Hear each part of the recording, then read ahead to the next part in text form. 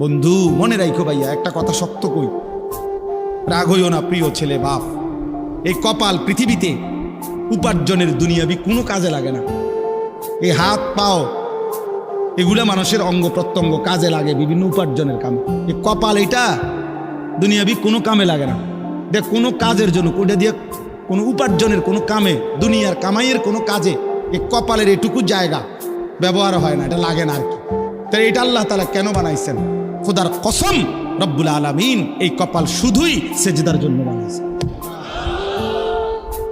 শুধু সেজদার জন্য। এই জন্য যে কপাল সেজদা দেয় না, যে কপালে সেজদা নাই, তুই মানুষও না, মানুষের বাচ্চাও না। ইনসানের কোনো কাতারে সে পড়ে না, সে কোনো মানুষের কাতারে পড়ে না। ইনসানের কোনো কাতারে পড়ে না যার কপালে সেজদা। কারণ কপাল বানানোই হয়েছে। সেজদা কাকে বলে? ওয়াদউল জাবহাতে আলাল আরদ, জমিনের মধ্যে কি রাখা। এই তো কপাল রাখাটারই কি কয়? তার মানে সেজদা কপাল। কপাল বানানোই হয়েছে কিসের জন্য?